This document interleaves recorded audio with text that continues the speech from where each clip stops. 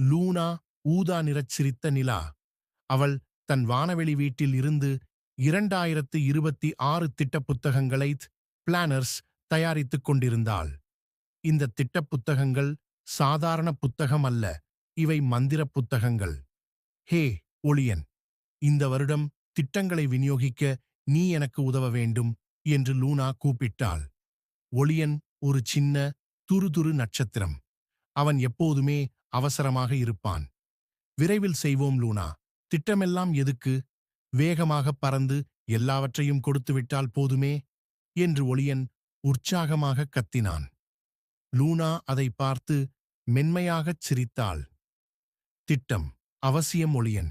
இதுதான் நாம் தொலைந்து போகாமல் சரியான இலக்கை அடைவோம் என்று உறுதிப்படுத்தும் என்ற லூனா முதல் திட்ட புத்தகத்தை ஆரா ஆந்தைக்கு எடுத்துச் செல்லச் சொன்னாள்.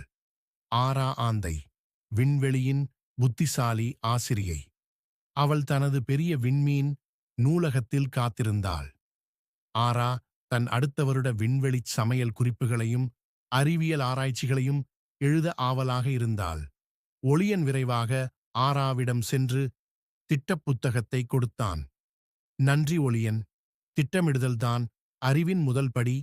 அப்போதுதான் நம்மால் பெரிய விஷயங்களைச் சாதிக்க முடியும் என்று ஆரா புன்னகைத்தாள். அடுத்த இலக்கு பூமி. அங்கு கவி என்ற 6 வயதுச் சிறுவன் இருந்தான். கவி 2026 பற்றி நினைத்து கொஞ்சம் பயந்து போயிருந்தான். அவ்வளவு பெரிய வருடம் எப்படி சமாளிப்பது? என்னவெல்லாம் நடக்குமோ என்று யோசித்தான். லூனாவும் ஒளியனும் கவியின் ஜன்னல் அருகே வந்தனர். லூனா மெதுவாக அவனிடம் பிரகாசமான திட்டப் புத்தகத்தை கொடுத்தாள். அஞ்சாதே கவி, இது மந்திர புத்தகம். இதில் உன் எதிர்காலத்தை நீயே நிரப்பலாம் என்றாள்.